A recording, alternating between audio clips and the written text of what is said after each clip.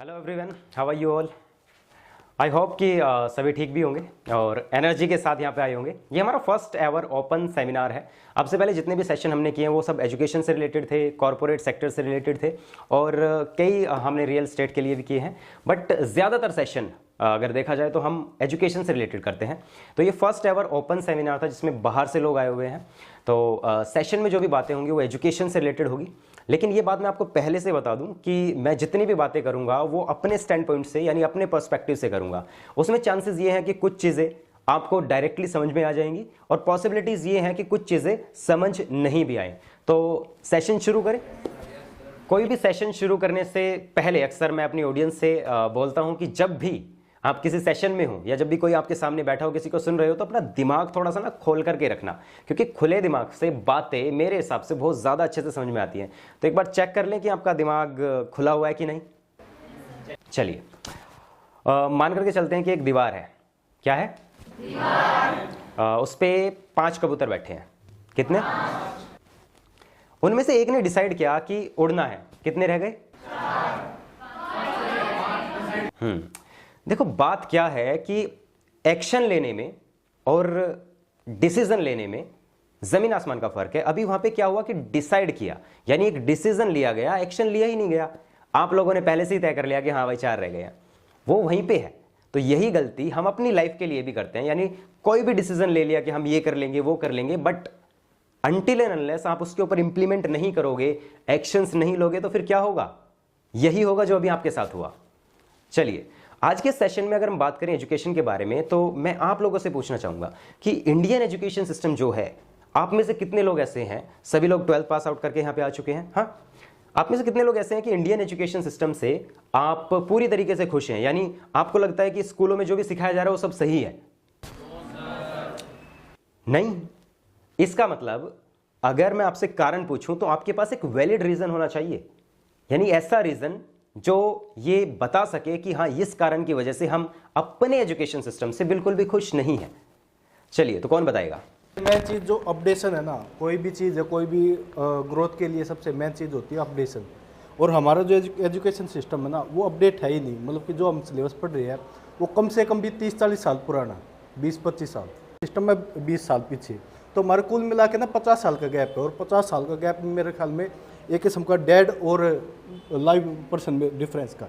Good. आप में से कितने लोग इनकी बात से सहमत हैं? रेजर है। अच्छा देखो, आप जो बोल रहे हो ना कि ये 30-40-50 साल का जो गैप है, मेरे अकॉर्डिंग अगर देखा जाए तो ये 70 साल का गैप है। और अभी आई नई शिक्षा नीति यानी न्यू एजुकेशन पॉलिसी जो 2020 में आई, जिसकी अध्यक्षता कस्तूरी रंजन के हाथ में थी, उस एजुकेशन पॉलिसी ने बहुत कुछ चेंज करने की कोशिश की है। यानी अभी इंप्लीमेंटेशन उस लेवल पे नहीं है, क्योंकि देखो एक चीज़ होती है कि हाँ डिक्टेट कर दिया है ना, और एक चीज़ होती है रिकमेंड कर दिया। आपको क्या लगता है कि कितने % स्कूलों में अभी न्यू एजुकेशन पॉलिसी को रिकमेंड कर दिया गया है या वो फॉलो कर रहे हैं? हिंदुस्तान के अंदर सबसे बड़ी प्रॉब्लम, जैसा आपने डिस्कस किया कि अपडेशन नहीं हुआ है हमारे सिस्टम में, एजुकेशन सिस्टम में। मेरी अगर बात मानो तो एजुकेशन सिस्टम में रेगुलरली अपडेट हुआ है, बट फैक्ट क्या है, हम हिंदुस्तानी होने के नाते हम बहुत जल्दी चीजों के ऊपर काम करते ही नहीं है। और ये अगर हम काम नहीं करते तो इसके पीछे का लॉजिक ये है कि रूल्स को मानना हमारी शायद से आदत नहीं है। ऐसा अक्सर आपने देखा भी होगा कि हम बाइक चलाते हैं, कई बार ना पुलिस वाले रोक लेते हैं विदाउट हेलमेट।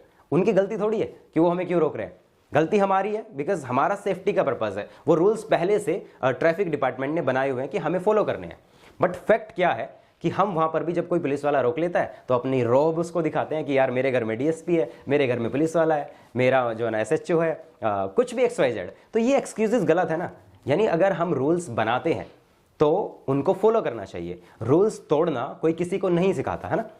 तो ट्रैफिक रूल्स हर एक व्यक्ति ने, मुझे ऐसा लगता है अमूमन कि एक नहीं 1000 बार तोड़े होंगे, बहुत बार तोड़े होंगे। तो ये सारी चीज़ें कहीं ना कहीं चेंज होनी चाहिए।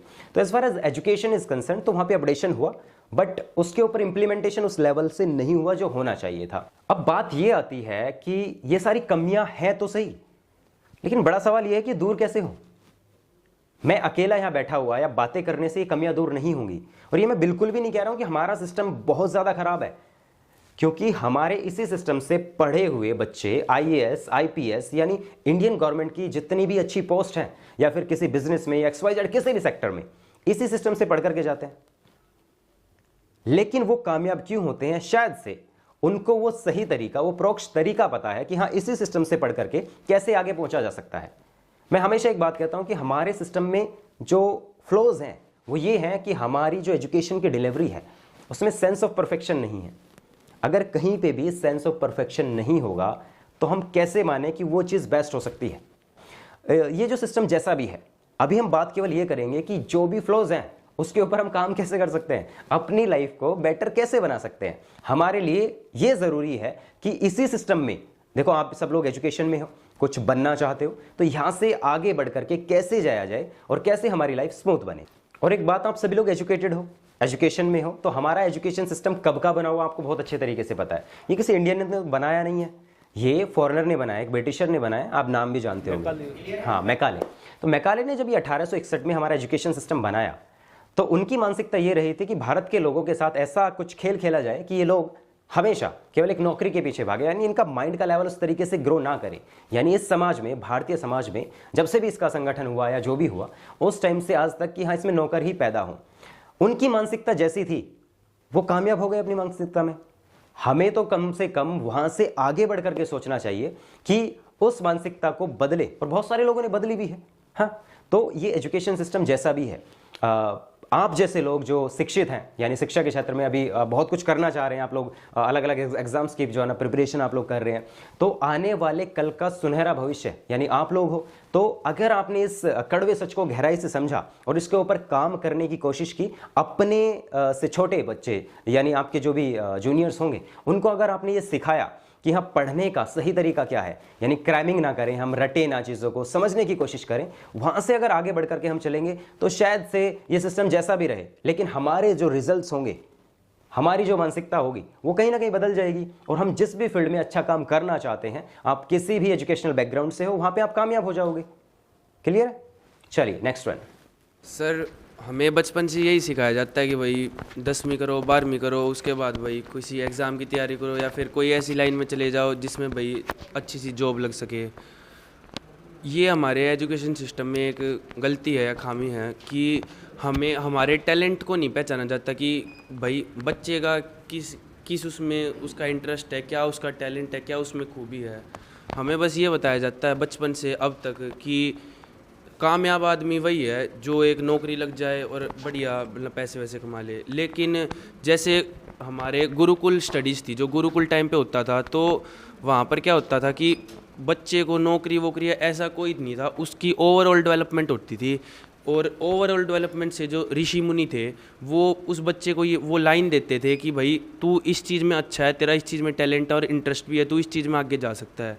लेकिन आज के टाइम ऐसा कुछ नहीं है, सिर्फ ये सिखाया जाता है कि भाई नौकरी लगो, पैसे कमाओ और बढ़ो अपना।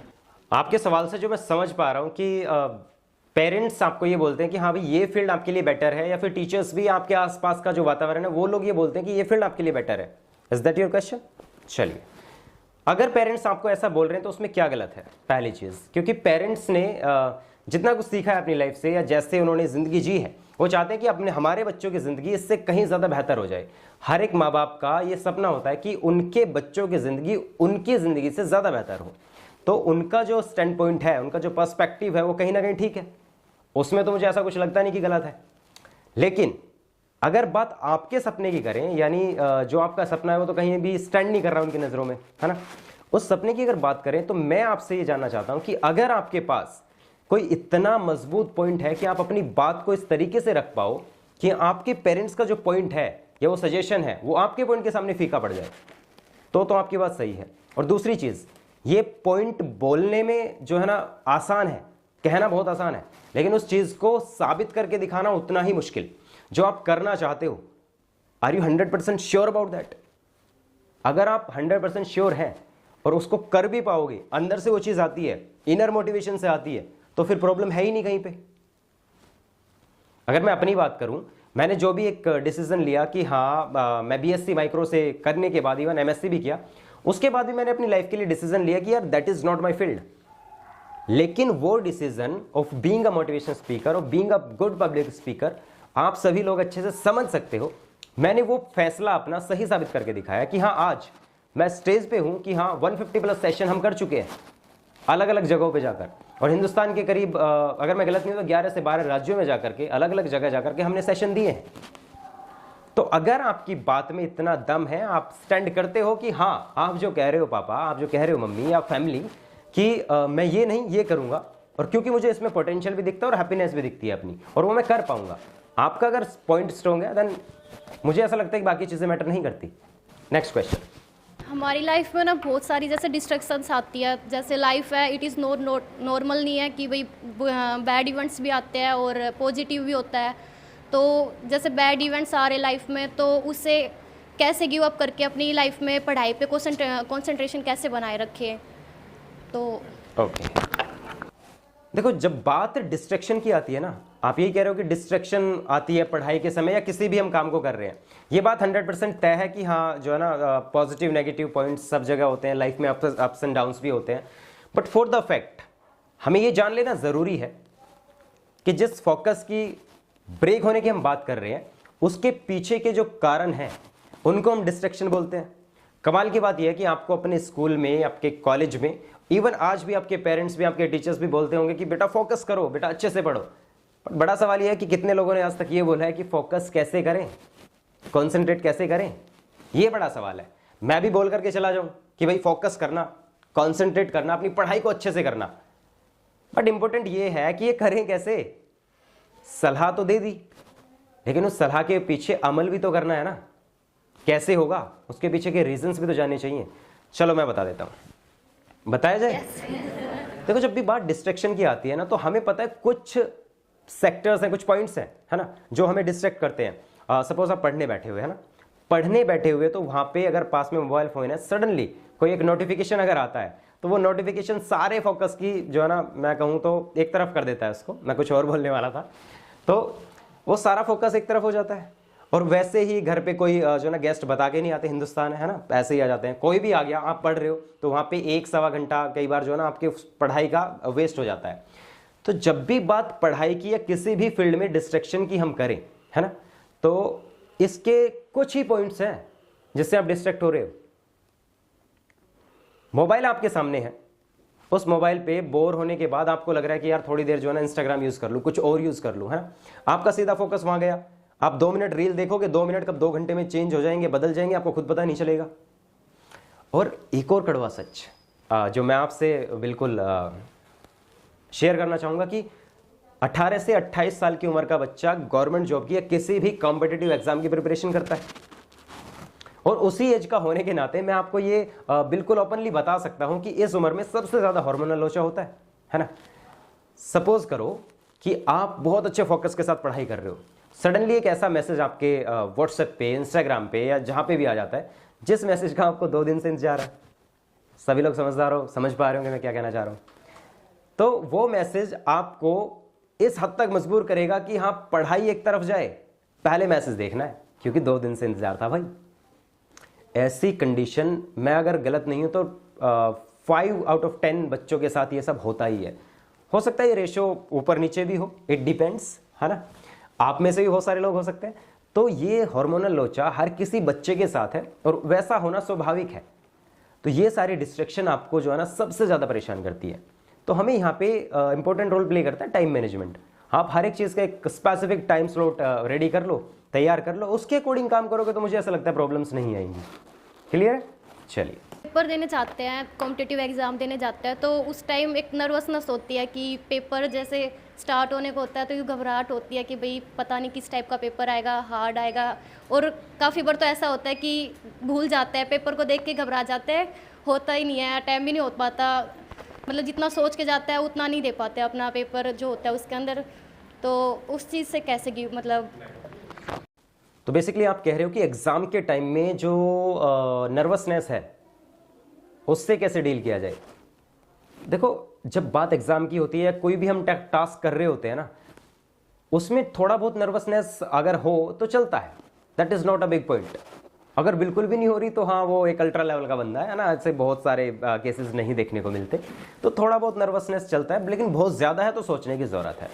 बहुत ज्यादा तो वहां पे क्या करें, सबसे पहले अपने आप से एक सवाल पूछो कि जिस एग्जाम को देने आए हो, है ना, एग्जाम देने आए हो, इस एग्जाम के बारे में अब से पूरी साल यानी पढ़ाई तो की होगी, ऐसा तो नहीं कि कल ही पता चला आज एग्जाम है और जो है ना एग्जाम देने आ गए, तो ऐसा तो होना संभव नहीं है। आप अपने आप से एक सवाल पूछो कि इस एग्जाम के बारे में प्रिपरेशन तो की है 1 साल, है कि नहीं? और 1 साल प्रिपरेशन की है तो इतना नर्वस होने की जरूरत नहीं है। आपको पता भी है फॉर्मेट कैसा है, एग्जाम कैसा होगा, कितने क्वेश्चंस होंगे, कितने मार्क्स का होगा, नेगेटिव मार्किंग है कि नहीं है, तो ये सारी चीज़ें आपको पता है। तो वहाँ पे बहुत ज़्यादा परेशान होने की ज़रूरत नहीं है। खुद से एक सवाल पूछो और अंतरात्मा सही जवाब देती है। और मैं अक्सर मानता हूँ कि 2 व्यक्ति यानी हमारी अंतरात्मा और परमात्मा, ये कभी झूठ नहीं बोलते, ना उनसे झूठ बोल सकते। आप मुझसे झूठ बोलोगे लेकिन खुद से नहीं बोल पाओगे, है ना? तो खुद से पूछो तो वो नर्वसनेस खत्म हो जाएगी। और अक्सर एक कोट मुझे MS धोनी साहब का याद आता है, महेंद्र सिंह धोनी, इंडिया के one of the finest cricketer मैं उन्हें मानता हूँ। वो ये कहते थे एग्जाम के बारे में कि अगर पूरे साल पढ़ाई की होगी तो एक दिन से कोई फर्क नहीं पड़ेगा, और नहीं भी की होगी तो भी एक दिन से कोई फर्क नहीं पड़ेगा। तो इसमें बहुत ज़्यादा सोचने की ज़रूरत नहीं है, नर्वसनेस थोड़ा बहुत ऊपर नीचे चलता रहता है ना। चलिए आगे बढ़ते हैं। सर मुझे ये पूछना था कि जो हमारा ग्रामीण समाज है वहाँ पे जो लड़कियों की शिक्षा को लेकर जो लोगों की सोच है वो आज भी छोटी है, वो क्यों है? तो आप बेसिकली कह रहे हो कि ग्रामीण क्षेत्रों में एजुकेशन को लेकर के छोटी सोच है, मतलब लड़कियों की एजुकेशन को लेकर के उस समाज ने बनाई है, यही क्वेश्चन है ना। अब मेरा आपसे एक सवाल है कि ये समाज मैंने बनाया है या फिर हम सब ने बनाया है? हाँ, अगर समाज के अंदर कुछ दकियानूसी विचार हैं, कुछ छोटी सोच वाले लोग हैं, तो उनको गलत साबित करना कुछ ऐसा करके कि हाँ देखो तुमने ये बोला था लेकिन ये ऐसे है ही नहीं, तो ये किसका काम है? हम सभी लोगों का। जब भारतीय समाज का गठन हुआ उस टाइम पे जितनी भी नीतियां थी, वो कुनीतियां थी या फिर सही नीतियां थी, वो उस पर्टिकुलर टाइम के बारे में सोचा जाए तो तब जाकर के जजमेंट निकलता है। मतलब एक समय पहले, यानी जब आपके 50, 60 या 100 साल पहले की अगर मैं बात करूं, उस समय की जितनी भी नीतियां थी, जो भी उस टाइम के रूल्स एंड रेगुलेशन थे, वो उस समय के हिसाब से सही थे। लेकिन वो सारे रूल्स एंड रेगुलेशन आज के समय में जो है ना इंप्लीमेंट हम कर ही नहीं सकते, वो एप्लीकेबल है ही नहीं। तो बहुत सारी महिलाओं ने, लड़कियों ने, यानी आपने नाम सुना होगा रानी लक्ष्मीबाई का, अहिल्याबाई का, और बहुत सारी जो है ना लड़कियां जिन्होंने NDA भी क्रैक किया है, जो लेफ्टिनेंट भी बनी है, IAS भी बहुत सारी ने क्रैक किया है, डॉक्टर्स हैं, अच्छे पोस्ट पे हैं, पायलट हैं। अरे क्या नहीं कर रही हैं आजकल लड़कियां? इस मानसिकता को, ये दकियानूसी विचार जो हैं, इनको बदलने की ज़रूरत है। लेकिन मैं एक बात अक्सर कहता हूं कि अकेला चना भाड़ नहीं फोड़ सकता। मैं अकेला अगर खड़ा होकर के कहीं कहूं भी कुछ चीज़ें, लेकिन उससे होगा क्या? समाज को बनाने वाला ये समूह है, बहुत सारे लोगों से मिलकर के एक समाज बनता है, और समाज के कुछ नियम, कायदे, कानून होते हैं जिसके हमें फॉलो करना पड़ता है। लेकिन अक्सर मैं एक बात कहता हूं कि अगर, मैं ये नहीं कह रहा कि समाज के खिलाफ हो जाओ, मैं ये कहना चाहता हूं कि समाज का हिस्सा बनना भी समझदारी है। लेकिन अगर यही समाज आपको कुछ गलत चीज़ों के लिए झुकने पर मजबूर करता है, या गलत चीज़ों को लेकर एक हो जाता है और आपको वहां झुकने के लिए या फिर उस चीज़ का साथ देने के लिए कहता है, तो आपके अंदर वो कैपेबिलिटीज होनी चाहिए कि आप उस चीज़ का विरोध कर सको और वहां से किनारा भी कर सको for that particular time. Clear है? समाज में जितने भी चेंजेस हैं ये एकदम से नहीं हुए हैं। बहुत सारे लोगों ने स्टैंड लिया है, एग्जाम्पल वो बने हैं, उदाहरण बने हैं। इसी समाज ने हमें जातियों के बारे में बताया, भेदभाव के बारे में बताया, वो डिस्क्रिमिनेशन बताया। बट हम क्यों माने इन सब चीजों को? क्या मतलब है इन सब चीजों का? हर जगह, हर समाज में ऐसा होता रहा। लेकिन जो भी आप बात पूछ रहे हो, इसके पीछे अगर डीपली में जाऊं तो मुझे ऐसा लगता है पर्सनली कि भारत के अंदर बहुत सारे राज्यों में तो ये सब चेंज हो चुका है। मेट्रोपॉलिटन सिटीज में ऐसा कुछ भी नहीं है, इतना नहीं सोचा जाता वहां पे। बट उत्तरी भारत के कुछ इलाकों में अभी भी वैसी मानसिकता बुजुर्गों की है कि हाँ लड़की ने 12th कर लिया तो that is more than enough, या 10th कर लिया, बड़ी हो गई है, शादी कर दो। अरे वो 10th क्लास का बच्चा, 12th क्लास का बच्चा अपनी जिंदगी को अच्छे से समझ नहीं पाया, वो दूसरे का परिवार जाकर के कैसे संभाले? बहुत बड़ा सवाल है। तो ये जो विचार है, हम सभी लोगों को मिल करके शायद से इसके ऊपर काम करना चाहिए, विरोध करना चाहिए गलत चीज़ों का, तब जाकर के ये समाज मेरे हिसाब से बदलेगा और ये जो छोटे विचार है, छोटे सोच है, ये खत्म होते चलेंगे। क्लियर? चलिए सर, जैसे हम कोचिंग का चयन कर मतलब सिलेक्शन वो करते हैं तो हमें समझ नहीं आता कि कौन सी बेस्ट है, कौन सी जैसे हमारे लिए ठीक है नहीं है। तो सर कैसे उसका हम वो कर सकते हैं, और हमारा टाइम मैनेजमेंट हम कैसे अपना बनाएं? ऐसे आप बैच के बारे में बात कर रहे हो या फिर संस्थान के बारे में? कैसे सिलेक्ट करें? हाँ, तो अच्छे संस्था का चुनाव कैसे करें? Is that your question? चलिए, जब ये बात अच्छी संस्था की आती है तो मैं जिनको अपना गुरु मानता हूँ उनसे जो मैंने सीखा है वो बातें मैं आपको बताता हूँ, और बहुत स्ट्रॉन्ग पॉइंट्स हैं, है ना। जब बात अच्छे संस्थान की आती है ना, तो कोई भी संस्थान इसलिए अच्छा नहीं होता, कोई भी एजुकेशनल इंस्टीट्यूट इसलिए अच्छा नहीं है कि वो वहाँ पे टीचर्स अच्छे हैं। टीचर सभी अच्छे होते हैं। इंस्टीट्यूट इसलिए अच्छा होता है या कामयाब होता है, वहाँ के बच्चे अच्छे होते हैं ना। तो ये आप लोगों के ऊपर डिपेंड करता है कि आप यहाँ पर हो, है ना, इस इंस्टीट्यूट पे। तो यहाँ पे आप अगर अच्छा रिजल्ट्स दोगे, अच्छे डायरेक्शन में चलोगे, जो दिशा इन्होंने दिखाई है आपको वैसी दिशा में चलोगे, तो यहाँ से रिजल्ट अच्छा मिल जाएगा। और आने वाले फ्यूचर में, आने वाले टाइम में जो बच्चे यहाँ पर आएंगे, तो आप उनके लिए जो है ना एक रोल मॉडल की तरह खड़े रहोगे कि हाँ, इन्होंने इस इंस्टीट्यूट से पढ़ाई करी थी और इन्होंने यहाँ से सिलेक्शन लिया है। समझ पा रहे हो मेरी बात? तो इट ऑल डिपेंड्स कि वहाँ के बच्चे कैसे हैं। दूसरी चीज़, एक सही संस्था वो है कि वहाँ पे आपको एटमॉस्फेयर अच्छा मिले, वातावरण से आप जो है ना अडेप्ट कर पाए, माहौल ठीक हो, सेफ्टी हो, सुरक्षा हो, खुशनुमा माहौल हो। पता चले कहीं इंस्टीट्यूट में गए और वहाँ पे जा करके ना जाते ऐसे स्ट्रेट, मतलब ये सारी चीज़ें कि हाँ पूरे ऐसे वैसे डिसिप्लिन में। डिसिप्लिन होना चाहिए, अनुशासन होना चाहिए, लेकिन एक लिमिट तक, जहाँ पे बच्चों को बाउंडेशन भी ना लगे और लगे कि हाँ सिस्टम से काम हो गया। तो सही इंस्टीट्यूट का चुनाव जब करो तो बहुत सारी चीज़ें आप गूगल में उसके बारे में पढ़ सकते हैं, रिव्यूज़ पढ़ सकते हैं, वहाँ के रिजल्ट्स देख सकते हैं, है ना, और वहाँ की जो पॉलिसीज़ है उनको देख सकते हैं, उनका थॉट प्रोसेस कैसा है। जैसे जब से मैं संस्था में बैठा हूँ, मेरी जो आपके निर्देशक हैं, डायरेक्टर साहब दीपक जी से बात हुई, तो उनका जो विज़न है वो कहीं ना कहीं मेरे विज़न से मैच कर रहा है। इस वजह से शायद से एक कॉम्बिनेशन हमारा बना, और इस वजह से भी मैं आज आपके सामने बैठा हूँ। क्योंकि अल्टीमेटली होता क्या है कि जब हम इस तरीके से बातें करते हैं, अगर आपकी एनर्जीज का ट्रांसमिशन नहीं हो रहा है, यानी same kind of energy level नहीं है, तो हम बहुत लंबी बातचीत नहीं कर पाओगे। और मुझे ऐसा लगता है जिस तरीके से ये सेशन चल रहा है, तो हम इसको शायद से 1 घंटा और ले सकते हैं, बट लेंगे नहीं फॉर द फैक्ट। तो इट ऑल डिपेंड्स कि हाँ आपकी मानसिकता कैसी है, इंस्टीट्यूट कैसे सोच रहा है, उसका फ्यूचरिस्टिक विजन क्या है, क्या वो बच्चों की कामयाबी के बारे में सोच रहा है या केवल अपनी कामयाबी के बारे में सोच रहा है। अल्टीमेटली दोनों ही चीज़ें आपस में जुड़ी हुई हैं, है ना। हाँ, तो ये आसान सा काम है, ये सही संस्था को ढूंढना। जहाँ पे बैठे हो वेल एंड गुड है, अच्छा है, क्या दिक्कत है। यहाँ पे पढ़ो, रिजल्ट्स दो, जो डायरेक्शन आपको दिखाई गई है उसी के पीछे काम करते रहो। सही दिशा में काम करोगे तो मुझे नहीं लगता कोई प्रॉब्लम आएगी। क्लियर है? चलिए, दूसरा क्वेश्चन आपका था टाइम मैनेजमेंट को लेकर के। अच्छा, मैं आपसे एक बात पूछता हूँ, यहाँ पे या वहाँ पे, जैसे भी आप जो भी काम करते हो, घर पे या फिर इस पर्टिकुलर इंस्टीट्यूट में, आप सभी का एक प्रॉपर से एक टाइम फिक्स है पहले से? किस टाइम उठना है, किस टाइम आपने ब्रेकफास्ट करना है, किस टाइम बस पकड़नी है, व्हाटएवर, किस टाइम पहली क्लास है, क्लियर है, किस टाइम लंच होना है, फिर क्लासेस हैं, डिनर का टाइम है, बीच में 1-2 चीज़ें और। हाँ, सब कुछ ऐसे ही चलता है सिस्टम से। फिर मुझसे क्या पूछ रहे हो? मुझसे टाइम मैनेजमेंट के बारे में पूछ ही क्यों रहे हो? इन सब चीज़ों के जवाब आपके पास हैं, लेकिन ज़रूरी सवाल क्या है, टाइम मैनेजमेंट कैसे करें सही से जिससे रिजल्ट प्रोडक्टिव आए। समझ पा रहे हो? और कितना टाइम किस पर्टिकुलर चीज़ के लिए होना चाहिए, that is the important question. Time management एक ऐसा स्पेसिफिक पॉइंट नहीं है कि जो मैं बोल दूंगा ठीक उसी तरीके से आप उसके पीछे चल जाओ और वो वैसे ही होता रहे, रिजल्ट्स मिलते रहे। It all depends person to person.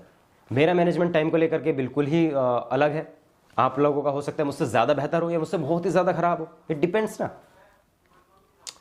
तो ये बहुत बड़ा क्वेश्चन नहीं है time management, it all depends कि आप अपनी लाइफ को कैसे लेकर के जा रहे हो। अगर आपका जो है ना एक, मैं उसको कहता हूँ कि 1 पॉइंटेड फोकस है ना, रेजर शार्प फोकस अगर आपका है किसी भी चीज़ को पाने के लिए, यानी लक्ष्य जो है तय है, पहले से फिक्स है एम, तो ये सारी चीज़ें सेकेंडरी हैं कि यार टाइम मैनेजमेंट कैसे करें, इंस्टीट्यूट का कैसे चुनाव करें, नर्वसनेस होती है, परेशानियाँ होती हैं, तो ये सेकेंडरी चीज़ें हैं। You all are mature enough. मैं बहुत सारे सेशन देखता हूँ कई बार ना, जिनको मैं आइडल मानता हूँ अपना संदीप सर को, तो मैं अक्सर उनके सेशन देखता हूँ, तो वहाँ पे बहुत सारे लोग ऐसे ही क्वेश्चन पूछते हैं कि सर टाइम मैनेजमेंट कैसे करें, सर आपने ये सब कर लिया, इसके पीछे क्या कारण है, सर आप कभी डिमोटिवेट नहीं होते, सर आपके साथ ये नहीं होता। अरे भाई, तो 500 वीडियो में वो बातें बोल चुके हैं, हम भी बोलते हैं, that is not a big point. समझ में आ रही है बातें? चलिए आगे बढ़ते हैं। मोटिवेशन कौन सा बेटर रहता है? एक जो सेल्फ से आता है, मतलब कि वो होता है इंटीरियर मोटिवेशन जिसको बोलते हैं, एक आउटीरियर मोटिवेशन, चाहे टीचर मान लो इसमें, चाहे अपना स्टाफ मान लो, तो बेटर कौन सा होता है सर? आपने बोला कि मोटिवेशन इनर वाला बेस्ट है या आउटर वाला बेस्ट है। देखो, 2 चीज़ें होती हैं दोस्त, एक होता है मोटिवेशन और एक होती है इंस्पिरेशन।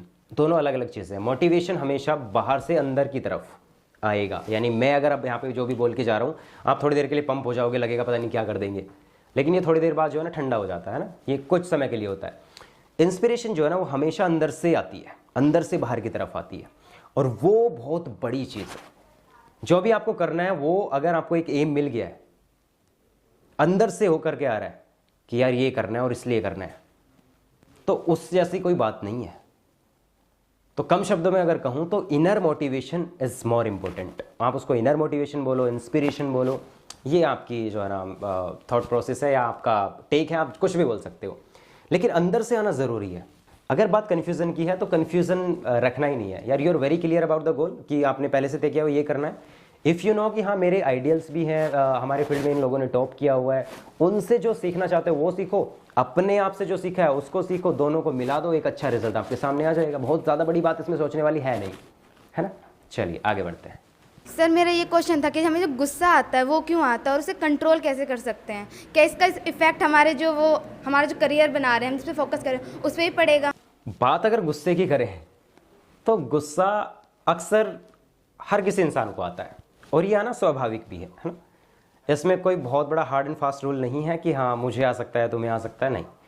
अगर मैं अपनी बात करूं तो देखा जाए तो मैं कम गुस्सा करता हूं अमूमन, लेकिन जब होता है तो वो एक अपर लेवल का होता है, एक दूसरे एक्सटेंट का होता है। इट ऑल डिपेंड्स कि देखो कोई भी व्यक्ति किसी भी परिस्थिति में कैसे डील करता है, उस परिस्थिति में वो अपने आप को कंट्रोल कर पा रहा है नहीं कर पा रहा है, दैट ये सारी चीज़ें जो है मैटर करती है। रही बात गुस्से की तो सिचुएशन भी देखी जाती है। कई बार आपका कोई फॉल्ट ही नहीं होता, वहाँ पे आपके ऊपर इल्ज़ाम लगा दिए जाते हैं, कुछ बोल दिया जाता है तो गुस्सा आना तय है ना। लेकिन फिर भी हम ये सोचें अगर कि उस गुस्से से अगर हमारा नुकसान है तो शायद से हमें नहीं करना चाहिए, है ना। हमारे करियर पे इफेक्ट पड़ रहा है, लाइफ पे, हेल्थ पे। अब मान करके चलते हैं आपका कल कोई एग्जाम है या 2 दिन बाद कोई एग्जाम है, आज किसी बात से आप आहत हो गए और गुस्सा आ गया, 2 दिन तक अगर इसी चीज़ में उधेड़ बुन में लगे रहोगे, उसने मुझे ये क्यों बोला, ऐसा क्यों बोला, तो एग्जाम तो गया। कल आपकी कोई प्रेजेंटेशन है, कोई आपका कल इंटरव्यू है, XYZ व्हाटएवर, किसी भी एक नॉनसेंस रीज़न की वजह से अगर गुस्सा आता है तो वहाँ से आपका करियर पे डेफिनेटली फ़र्क पड़ेगा। लेकिन कई बार जनरली सामान्यतः ऐसा होता है पारिवारिक स्थिति में या फिर आप किसी भी XYZ रिलेशनशिप की अगर बात करूँ तो कई जगह हो जाता है ऐसा ना, गुस्सा ये आनी जानी चीज़ है, थोड़ा बहुत आता रहता है। लेकिन कभी भी कोई इंटेंशनली अगर आपको चाह रहा है कि इसको गुस्सा दिलाए ना, तो वहाँ पे अगर आप गुस्सा कर रहे हो तो वो बेवकूफ़ी है, वैसा नहीं करना चाहिए। क्योंकि किसी दूसरे इंसान को इतना हक, इतनी पावर, इतनी ताकत आप ना दो कि वो कुछ शब्दों के तहत आपको गुस्सा दिला सके। मेरे साथ भी अक्सर ऐसा होता है, जब कभी गुस्सा आता है तो बहुत ज़्यादा ही आता है। लेकिन हमें ये समझना चाहिए कि एक इंसान जो 100 में से 99 बार गुस्सा नहीं करता है, चीज़ों को संभाल लेता है या समझ भी जाता है, अगर 100 में से वो 1 बार गुस्सा कर रहा है तो हो सकता है वहाँ पे कारण बहुत बड़ा रहा हो। इसको बहुत सारे लोग नहीं समझते। समझ पा रहे हो मेरी बात को? 100 में से अगर 99 बार हम शांत हैं, कुछ नहीं बोल रहे हैं, गुस्सा नहीं आ रहा है, 1 बार आ गया तो क्या दिक्कत है? क्लियर? हाँ, that's the part and parcel. चलिए, ऑनलाइन या ऑफलाइन एग्जाम, एजुकेशन जो होता है, विच इज़ बेस्ट? किसी भी संस्थान को ऑफलाइन या ऑनलाइन की अगर मैं बात करूं तो सबसे पहले मेरा सवाल ये है कि ऑनलाइन एग्जिस्टेंस में ज़्यादा कब आया?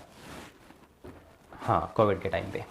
लेकिन कोविड के टाइम से पहले भी इंडियन गवर्नमेंट ने काफ़ी बार बोला कि भाई डिजिटलाइजेशन की तरफ फोकस करो, पेमेंट का भी जो लेन देन डिजिटल हो या ना एजुकेशन भी डिजिटल हो। लेकिन बहुत सारे लोगों ने बात नहीं मानी। उससे पहले भी काफ़ी सारी एप्लीकेशंस थी जहाँ से क्लासेस ले सकते थे, या बहुत सारी एप्लीकेशंस हैं XYZ किसी भी फील्ड की, लेकिन वो फोकस नहीं था कोविड से पहले की अगर मैं बात करूँ। लेकिन कोविड के टाइम में सबने एजुकेशन पे भी, बहुत सारी चीज़ों पे ऑनलाइन बहुत कुछ देखा, बहुत कुछ सीखा भी। इवन अगर मैं अपने बारे में बात करूँ तो कोविड के टाइम में I have learned so many things, है ना। तो ज़रूरी क्या है, ऑफलाइन या ऑनलाइन? मैं पर्सनली, यानी मेरी निजी राय ये है, मेरा अपना मानना ये है कि offline is far better than online. Offline यानी हाइब्रिड जो ऑफलाइन होता है ना, हाइब्रिड समझते हो आप लोग? यानी क्लासेस, एक एटमॉस्फेयर होता है, प्रॉपर क्लास लगती है, लेकिन टीचर जो है ना ऑनलाइन मोड पे, वो आपको किसी स्क्रीन के थ्रू या फिर कैसे भी दिख रहा है, टीचर फिजिकली प्रेजेंट नहीं है, क्लासरूम में आप पढ़ रहे हो, क्लासरूम एजुकेशन है। Hybrid mode is far better than online, क्योंकि ऑनलाइन में बहुत सारी प्रॉब्लम्स है, जैसे मैंने पहले डिस्कस किया। कोई भी एक नोटिफिकेशन आया ऑनलाइन पर, आपको मैसेज आया, या फिर कोई भी आपका मन रील की तरफ चलाएगा कुछ भी देखने के लिए, तो वहाँ पे आप कुछ नहीं कर सकते, कंट्रोल नहीं कर सकते। लेकिन क्लासरूम के अंदर वैसा होना पॉसिबल नहीं है। एक एटमॉस्फेयर है, उसके अकॉर्डिंग आप पढ़ोगे। तो in my opinion I think offline hybrid mode is far better than online. But it all depends कि देखो हिसार की एक लड़की थी, अगर मैं गलत नहीं हूँ, तो उसने घर पे बैठे बैठे IAS क्रैक कर लिया, IAS और IPS, I am not sure, but one of the इनमें दो में से कोई एक उसने क्रैक किया था। जब फैमिली को बताया कि घर पे ही बैठ के पढ़ती थी, उनको बताया कि भैया IAS क्रैक कर लिया, ये कर लिया, फैमिली को पहले नहीं पता भैया ये होता क्या है, उनको अच्छे से समझाया गया भैया अधिकारी बन गई है। तो बच्चे के ऊपर भी कहीं ना कहीं थोड़ा सा डिपेंड करता है, बट मेजॉरिटी ऑफ केसेस में अगर मैं बात करूँ ज़्यादातर लोगों को तो ऑफलाइन में वो कनेक्टिविटी वो फील कर पाते हैं ना, हाइब्रिड मोड में कनेक्टिविटी फील कर पाते हैं रादर देन मोबाइल या लैपटॉप। क्लियर है? चलिए, आई होप कि ये सेशन अच्छा रहा हो आपके पॉइंट ऑफ व्यू से भी। मेरे हिसाब से तो अच्छा था, बिकॉज मुझे ऐसा लगा कि एनर्जी मैच कर गई and the things happen in a very dynamic way, बहुत अच्छा सब कुछ रहा। आई होप कि ऐसे ही सेशन हम टाइम टू टाइम करते रहेंगे, है ना। इन सेशन से बहुत कुछ सीखने को मिलेगा, बट जैसे मैंने अभी जो है ना क्वेश्चंस भी यहाँ पे लोगों ने पूछे, तो लेटर ऑन जो भी होंगे, आप जैसे कुछ और लोग भी होंगे, तो आप कोई भी क्वेश्चन पूछ सकते हो। आप लाइफ से रिलेटेड भी, इवन रिलेशनशिप से रिलेटेड भी पूछ सकते हो। जब बात रिलेशनशिप की आती है ना, तो आपके चेहरे की जो है ना थोड़ी सी खुशी ये जो है ना दिखती है अलग से। हाँ, आपके लिए इंपॉर्टेंट टॉपिक हो सकता है, तो डेफिनेटली coming future में we are going to talk about all these topics. Till then, thank you very much for this session. Thank you.